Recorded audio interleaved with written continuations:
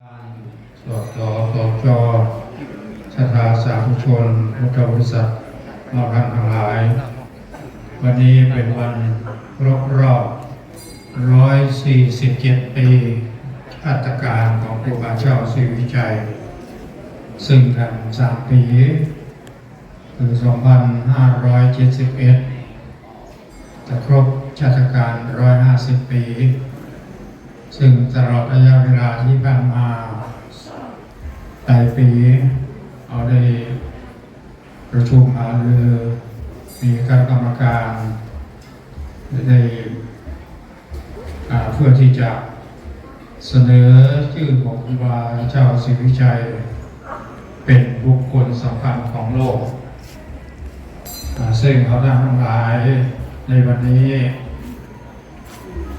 เป็นวันสุดท้ายของการเดินธรรมยาตราเดินเทศสันถีวิถีครูบาตั้งแต่วันที่1 ที่ 2ที่วัดพระพุทธบาทเบื้องต้นและวันนี้ที่วัดที่ครูบาได้ไปสร้างไปแปลงคือวัดจามเทวีซึ่งจากวันนี้จะมีการเดินธรรมยาตราเป็นวันสุดท้ายเข้าสู่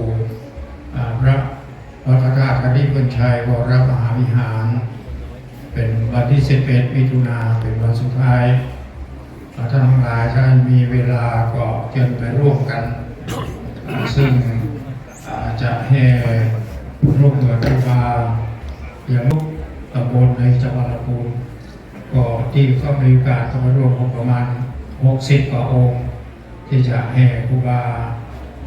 โดยการเดินก็มีในการตั้งบนรถก็มีในบ่าย 4 โมงวันนี้ที่วัดแอมทีวีไปสู่วัดพระธาตุคดิบุญชัยสื่อคณะสงฆ์โดยรวมประชาชนประชาชนแต่ละแห่งก็จะไปร่วมในต่อไปนี้ซึ่งเราท่านทั้งหลายหรือว่าให้มีความตั้งใจที่เป็นบุญเป็นกุศลที่จะผลักดันให้ครูบาเจ้าศรีวิชัยเป็นบุคคลสำคัญของโลกเป็นที่รู้จักของคนทั้งโลกซึ่งผลงานของครูบานอกจากในประเทศแล้วก็ยังมีเป็น2 ประเทศคือประเทศเมียนมาและสปป.ลาวที่หลวงพ่อบางเขาก็ได้ไปศึกษาตามรอยวิธีของครูบามาแล้วทั้งนี้ก็เพื่อที่จะยกย่องเชิดชูครูบาเจ้าศีลธรรมเราได้เป็นบุคคลสำคัญของโลกด้วยคุณงามความดีที่ท่านครูบาได้ประกอบได้สร้างสรรค์รังสรรค์สิ่งที่เป็นคุณประโยชน์ต่อพุทธศาสนาเราจะรับทราบกันดีว่าท่านไปสร้างแต่อย่างหลายจังหวัดวันนี้เอาท่านทั้งหลายมาถึงวาระชาตการ150 ปีของครูบาศาลาเหล่านี้ก็ได้บารมีของท่านครูบาเรียกว่าศาลา150 ปีชาตการครูบาเจ้าศรีวิชัยเราทั้งหลายมาถึงวาระโอกาสที่เราได้มาพบมาปะ150 ปีของครูบาเราก็จะมีความภาคภูมิใจความมีส่วนได้ร่วมกันส่งเสริมสนับสนุนด้วยความตั้งใจที่เป็นบุญเป็นกุศลของทุกท่านทุกคนก็ขอเป็นอานิสงส์เป็นบุญเป็นกุศลเป็นปัจจัยรวมกับอำนาจบุญพระศรีรัตนตรัยจงโดนบันดาลประทานพรให้ทุกท่านได้แคล้วคลาดจากโรคภัยไข้เจ็บมีสุขภาพสมบูรณ์แข็งแรงอายุมั่นยืนยาว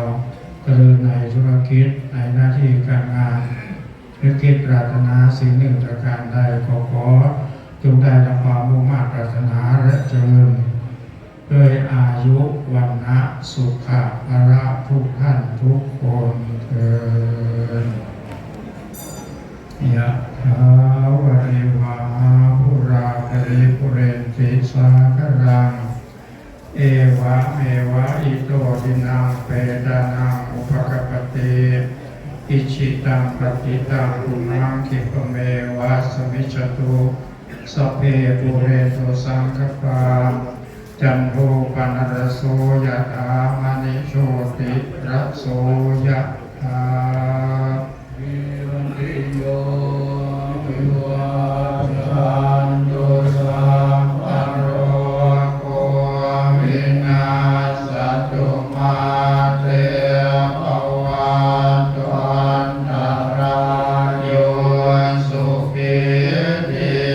กายุโกภวสัพพิติโย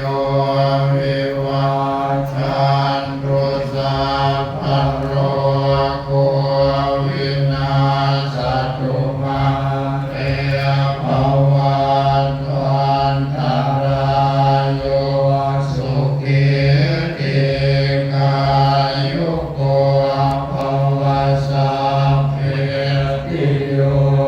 วิวัชชันตุสัพพะโรโควินาศตุมาเตภวันตันตรายโยสุขิติกายุโกภวะอภิวาทนาสิริสานิจังพุทธาปัจจายโนจัตตารโอธรรมาวันตันติอายุวันโรสุขังภาลังยัญจะโพนาทินาเนนาสังฆามิสุปฏิทิตาเจหรัตตังหิตายาสัตตานาโสอุปกัมปติโสยาติธัมโมจะยังนิทัสสิโตเปตานาปุชาจักขตาอุราลา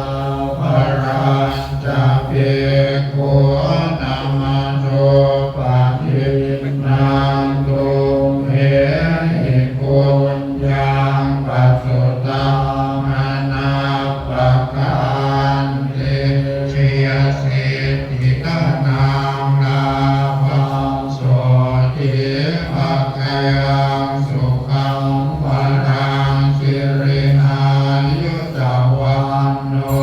จักโพธังพุทธิจยสวัสสะวัสสะจะอายุจะเชื่อวัสิทธิภวันตุเตภวัตุสัพพมังคลังรักขันตุสัพพเทวตาสัพพะพุทธานุภาเวนัสสะโสติภวันตุเตภวัตุสัพพมังคลังรักขันตุสัพพเทวาสัพพะธัมมานุภาเวนัสสะโสติภวันตุเตภวัตุสัพพมังคลังรักขันตุสัพพเทวตาสัพพะสังฆานุภาเวนัสสะโสติภวันตุเต ก่อนที่เอาท่านทั้งหลายจะได้แผ่เมตตากรวดน้ำในคำรบพิธีต่อไปนั้นขอกราบอาราธนานิมนต์ท่านเจ้าอาวาสได้อัญเชิญอัฐิของครูบาเจ้าศรีวิชัยเพื่อปฏิสถานยังที่สงฆ์จากนั้นพระ